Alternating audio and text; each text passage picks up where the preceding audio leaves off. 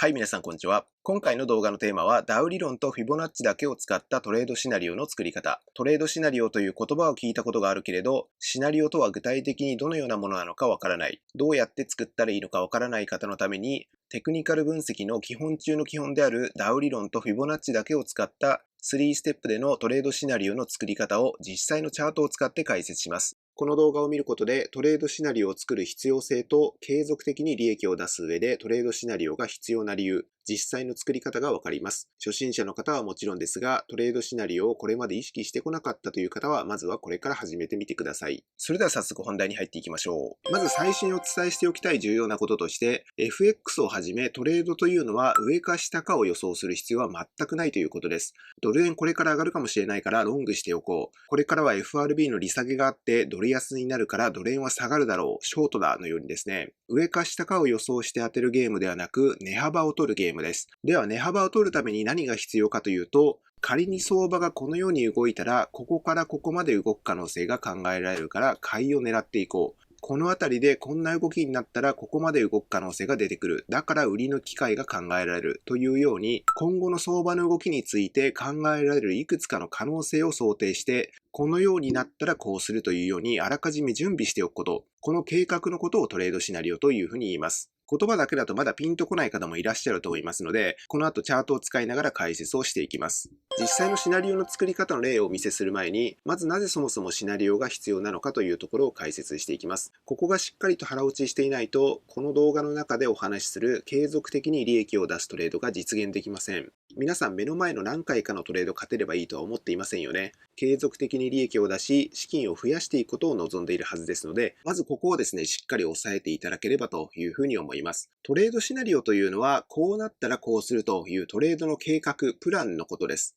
例えばこのドル円のチャート、今このような上昇トレンドが発生していますが、皆さんが今チャートのここのポイントにいたとして、今この時点でポジションを持っていなかったとします。で、そういう時にこの後どうなったらポジションを持つことを考えるのか、それを事前に準備しておくということです。で、そんなの必要なんですかって思う方もいらっしゃるかもしれませんが、これは必要です。で、理由は主に3つあって、それをこれから説明していきます。まず最初の理由なんですが、知らない動きはトレードできないからです。例えばダブルボトムができたらエントリーしようというふうに思っている人がいたとします。でもダブルボトムにもいくつか形があって、本当にですね、教科書に出てくるように、このように2つの谷の安値が揃ってるっていうダブルボトムもありますし、実際にはですね、このように一つ目の谷ができた後に、そこから今度安値を切り上げてですね、このように推移する形が出たり、逆にですね、このように安値を切り下げてから一気に反発してくるという形もあります。この3つ目のやつなんかは逆三尊というふうに見たりもできますね。例えばこちらは再びドル円のチャートを表示してるんですけども、ここの部分の動きに注目をしてください。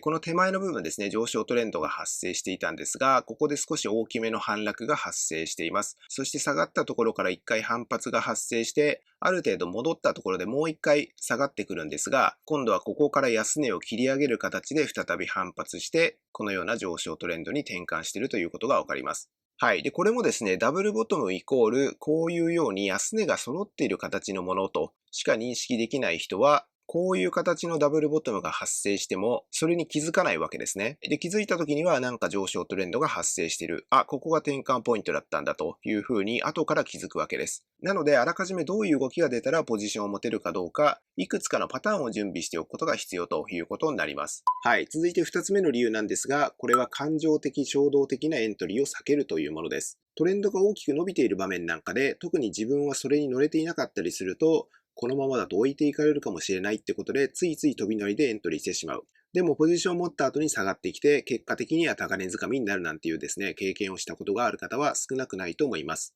で、こういうのをFOMOって言ったりするんですけども、そのような衝動的、感情的なエントリーを防ぐことができるという点です。で、これは3つ目の理由にも関連するんですが、トレードって何でもかんでもトレードしようとするんではなくて、こういう動きになったらトレードしてもいいかなという自分が得意な動き、自分が対応できる相場の動きに対して資金を投じていくっていうものなので、トレードシナリオを作ることで衝動的、感情的なエントリーを防ぐことができます。そして3つ目の理由ですね。これが一番重要なんですが、取引の一貫性を保つというものです。どの分野でもそうだと思うんですけど、うまくいってる人って必ず自分の型があります。皆さんの周りにいる何かに長けている人をちょっと思い浮かべてみてください。何でもいいです。営業が上手な人、プレゼンが上手い人、資料を作るのが上手い人、会議の進行が上手い人、いろいろと例があると思いますが、何かが上手な人たちというのは必ず自分の型というものがあります。営業が上手な人であれば、毎回お客さんとこういうコミュニケーションの取り方をしている。プレゼンが上手い人であれば、毎回こういう順番で話を組み立ててストーリーを作っていってるとか、この人の作る資料には必ずこの要素が入ってるとか、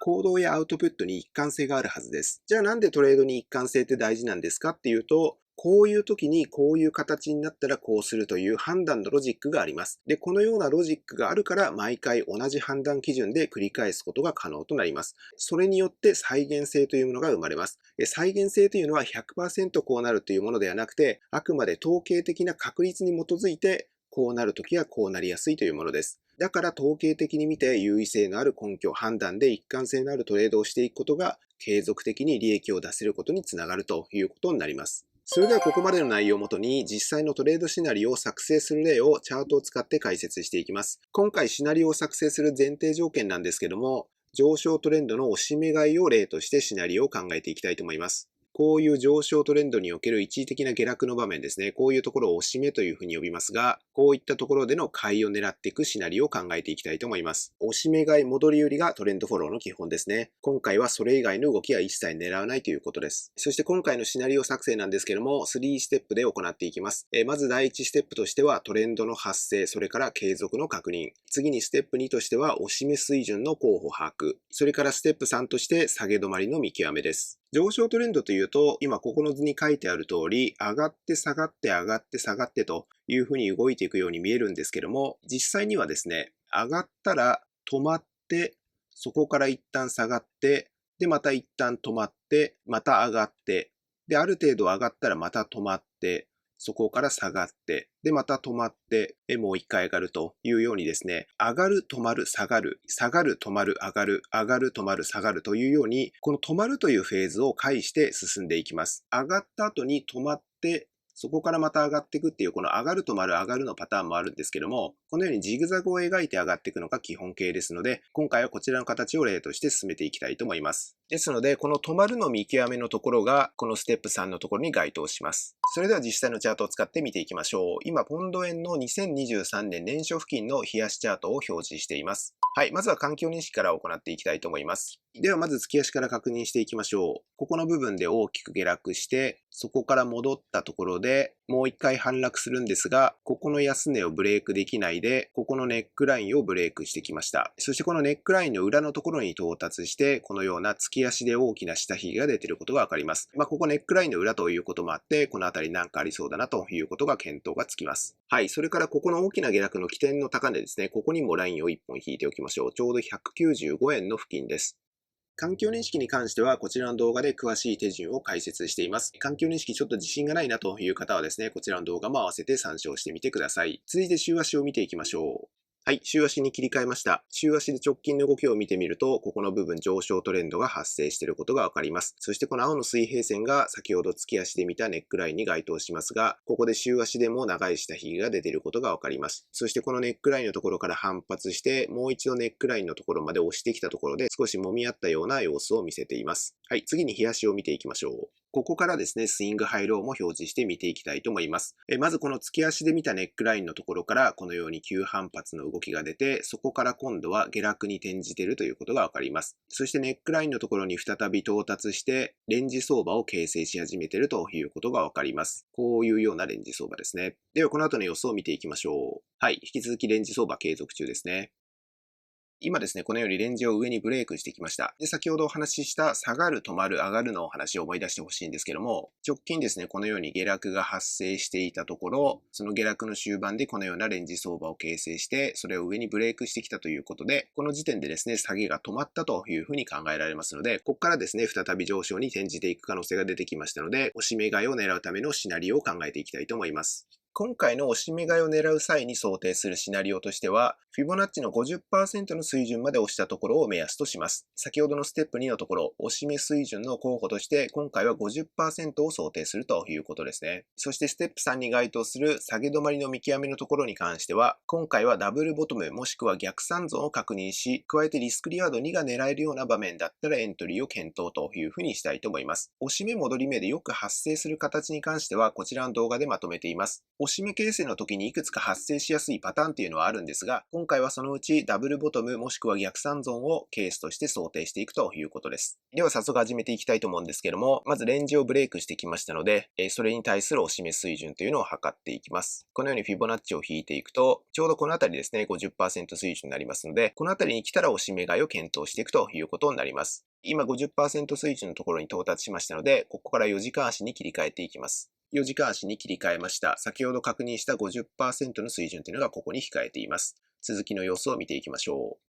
はい、今ですね、ここにダブルボトムを形成しているのがわかりますでしょうか。少し拡大するとこのような形ですね。ここがちょうどダブルボトムのネックラインになっています。ということで、今回のシナリオ想定のルールとして置いている 50% の押し目水準でダブルボトムが確認できたので、ここからエントリーを検討していきたいんですが、今回ですね、ちょっと注意しないといけないのが、ここの高値です。ここの高値というのは4時間足の戻り高値に該当します。そして今価格が位置しているところと、ここまでの距離というのが非常に近いですよね。ですので、このダブルボトムのネックラインを超えて、ここから反発していくとしても、この戻り高値の付近からですね、再び下落してくるという可能性がありますので、今回はエントリーを見送りたいと思います。ということで、ここのダブルボトムが完成してですね、ここから反発していったとしても、この4時間足の戻り高値の付近から再び反落してくるというリスクが考えられますので、今回はですね、ここでのエントリーというのは見送りたいと思います。引き続きこの後の動きというのを見ていきましょう。はい、ネックラインブレイクした後にですね、この戻り高値付近から再び下落していることがわかります。はい、一旦下落した後にですね、このように強く反発して、今度はこのようなダブルボトムが形成されたということがわかります。今度はここがネックラインということですね。そして値動きが進展したのに伴って、このネックラインブレイクと同時に戻り高値もブレイクしたことになります。はい、ですので、ネックラインのところまで戻ってきたらそこからエントリーというふうにしたいと思います。はい、では続きを見ていきましょう。はい、今ここでネックラインのところまで押してきましたので、ここでエントリーというふうにしたいと思います。損切り位置はここのスイングローの下ですね。はい、そして今回利益確定はリスクリアド2で固定したいと思いますので、このようにリスクリアド2のポイントに目印を置いておきたいと思います。ではこの後の予想を見ていきましょう。日足に切り替えたいと思います。はい、今リスクリアド2のポイントまで到達しましたので、ここで一旦決済というふうに仮定します。今回はリスクリアード2のトレードができましたので、ここにメモをしておきたいと思います。はい。では続けていきましょう。今回のこの上昇の動きによって、ここの高値を超えてきましたので、上昇トレンド継続ということになりますので、また押し目買いを狙っていきます。高値を更新して最後のここの動きですね。ここの動きに注目して、再びフィボナッチを引いて、今回もですね、50% の水準まで押してきたら、そこから押し目買いを狙うという方針で臨みたいと思います。では続きを見ていきましょう。はい、今回はこのように押し目を作らずに上昇していってしまったため、トレード機会はなかったということになります。で、こういう時どうするんでしたっけっていうところをですね、もう一度思い出していただきたいんですけども、無理して手を出さないんでしたよね。動画の前半でお話しした一貫性のお話を思い出してください。自分が自信を持って取引できる、自分が対応できる値動きになったもののみ資金を投じていく。そういう判断ロジックがあるからこそ、それを繰り返すことによって再現性が生まれる。それによって継続的に利益を出せることにつながるというお話をしました。はい、もちろんですね、最初からこのように押し目を作らないで上昇していくというケースをシナリオを作成する時点で想定しておいて、実際こういう風になった時も自分は自信があるからトレードするって言って分かってやってる場合はいいんですが、そうではなくて、もともと計画にもなくて、自分が自信を持ってできるものではないのだったら、無理して手を出さないことが重要だということですね。はい。では続きの動きを見ていきましょう。少し反落してきましたので、ここからまた押し目を形成する可能性がありますので、先ほどと同様にですね、50% の押し目水準で待ち構えることにします。最後の高値更新の起点となったここのスイングローのところからフィボナッチをこのように引いて、50% の水準っていうのがここに控えてますので、この辺りに来たらまた押し目買いを狙うということですね。50% の押し目水準に到達して反発の動きが発生しましたので、ここで4時間足に切り替えてみたいと思います。はい、4時間足の状況ですね。ここの最後の戻り高値を、この強い反発の動きでブレイクしています。そしてそこから押し目を形成しているというふうに見える場面です。今、押し目形成の場面でこのようなダブルボトムを形成したことがわかると思います。ちょうどここがネックラインになっていますので、ネックラインまで再び押してきたらエントリーというふうにしたいと思います。はい、今ちょうどネックラインのところで戻ってきましたので、ここに戻ってきたところでエントリーしたというふうにしましょう。損切り位置をこの直近の安値の下に置いて、今回もリスクリアード2を狙うように利益確定の目標値をこの辺りに置いておきたいと思います。はい、今リスクリアード2のポイントまで到達しましたので、ここで決済というふうにしたいと思います。今回もリスクリアード2のトレードになったということで、このようにメモしておきます。はい。では再び日足に戻って現在地の確認をしていきたいと思います。ここの直近の高値ですね。ここを超えてきましたので、上昇トレンド継続が確定しました。ステップ1のところですね。上昇トレンドの発生もしくは継続を確認するという段階です。上昇トレンド継続が確定しましたので、再び押し目買いを狙っていきます。今回高値を更新したここの起点の安値からこのようにフィボナッチを引いて 50% の水準ですね。再びここまで押してくるようなことがあったら押し目買いを狙っていきたいと思います。では続きの予想を見ていきましょう。はい、少し反落してきましたので、もう一回フィボナッチを引き直してですね、押し目の水準というのを確認していきたいと思います。はい、今回も 50% の押し目水準に価格が押してきましたので、4時間足に切り替えて、ここからの動きを監視していきたいと思います。はい、50% の水準がこちらです。今ここの部分にですね、小さなダブルボトムができていることがわかると思います。こういうダブルボトムですね。そしてそのネックラインをブレイクしてきてますので、ここからエントリーということもできるんですが、これもですね、前回のケースと似てるんですが、ここの戻り高値というのが近いですよね。ですので、このあたりからですね、再び反落してくるという可能性がありますので、今回もですね、エントリーは見送りたいと思います。はい。では引き続き動きを監視していきましょう。戻り高値の近くまで反発してですね、そこから再び下落しました。ただ下がったところですね、このような長い下髭が出ています。はい、今ここでですね、逆三尊が完成したことがわかると思います。このような逆三尊ですね。そしてその逆三尊のネックラインもブレイクしてきたことになりますので、この逆三尊の完成をもって、ここの直近の下げの部分が下げ止まったというふうに判断して、ネックラインまでですね、押してきたらエントリーとするようにしたいと思います。はい、今このようにですね、ネックラインを下に抜き返す動きが出ているところですけども、ネックラインまで押してきたという事実は変わりませんので、ここのネックラインのところでエントリーしたというふうに仮定したいと思います。損切り位置はこの長い下髭のスイングローの直下ですね。はい、そして今回も前回と同様にリスクリアード2のトレードを狙っていきます。はい、では日足に切り替えて次の動きを見ていきましょう。はい、順調に上がってきたんですが、ここからですね、大きく下落して、かなり損切りラインに近いところまで下がってきました。はい、ちょっとこのような揉み合いになってしまったので、もしかしたらこのままですね、損切りになるかもしれません。はい、再びですね、強く反発してきましたね。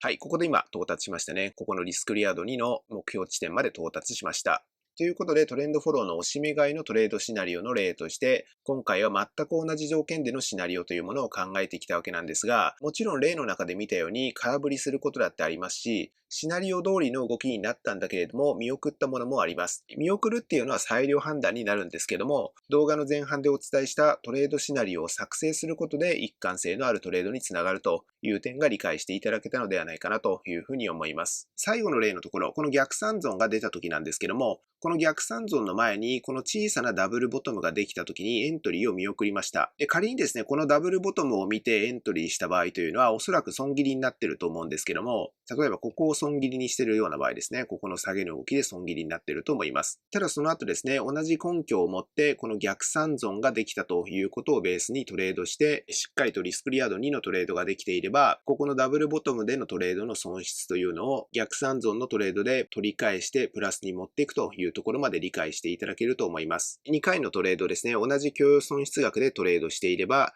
1回目の損失というのを2回目のトレードでカバーしてトータルで利益を出すことが可能ですよね。このように資金管理も含めて一貫性のあるトレードを行っていくことの重要性というのも今回の動画の中でお伝えできたかなというふうに思います。今回の動画が参考になったという方は高評価をいただけると次回以降の動画作成の参考になります。また動画の中で紹介したシナリオ作成に必要な考え方を解説した動画を概要欄に貼ってありますので、より効果的に理解を深めるためにも合わせて視聴してみてください。それではまた次回の動画でお会いしましょう。さようなら。